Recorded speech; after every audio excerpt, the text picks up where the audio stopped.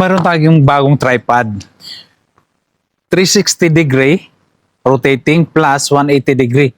So phone clip supports 360 degree plus 180 rotation. So ganyan siya. Ipakita ko yun to. Ito. Tapos ito yung ano. Yan. Buksan na natin ha. Kasi nabuksan ko na kasi to. Ipapakita ko lang sa inyo. Yung kasama niya sa box ito. Mayroon siyang charger. Pero wala siyang manual. Yan. Dalawa yung charger niya. Oh. Yan makikita niyo. Tapos mayroon siyang plastic doon. Ito yung tripod. So kung gusto mong magkabit ka ng cellphone, iganon mo lang siya. Tapos, yan.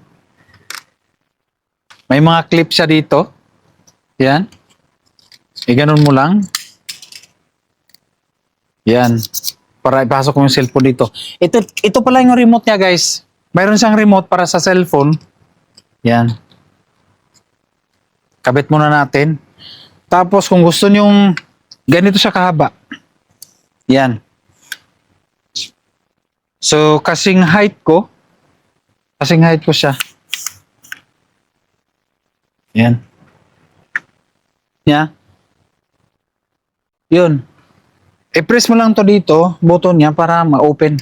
Yan. I-open ha. Yan. Patayo na natin. Yan, ganito tayo. So kung gagamitin ninyo para mag-rotate siya, meron siyang dito, meron siyang button dito. Itaas lang, taas baba siya. Pag i-on niyo, itaas lang. Tapos ito, tayo. Try natin. Yan.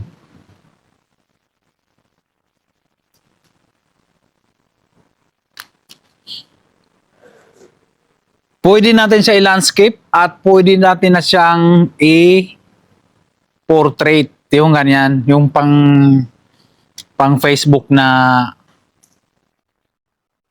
sukat. So guys, mayroon siyang dito, ito para sa on. Yan. Tapos magkaroon siya ng itong itong light na to. Kung mag-green na siya, yun, naka-on na, so press natin. Yan, nakita niyo na green na. Yan. So, ibig sabihin, mayroon na siyang sensor. Guys, para makita ninyo, ibaba natin ng konti. Yan.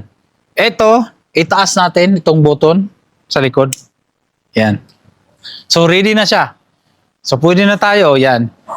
Sumusunod-sunod na sa akin kung saan ako papunta. Yan.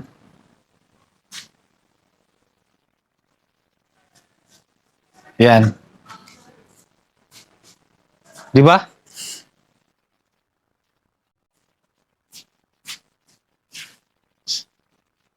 Di ba ang galing, no? Ang galing niya kasi sumusunod-sunod, mayroon siyang sensor na para sa sa pag-take mo ng video na hindi ka na hindi mo na ilipat-lipat. Kan lang, gagalaw-galaw ka na lang. Yan. Tapos kung gusto mo ipapakita yung dito banda, makikita na kasi sumusunod-sunod sa'yo. Yan. Ganyan. So much for that, guys. So kung nagustuhan ninyo, nasa comment section ang link.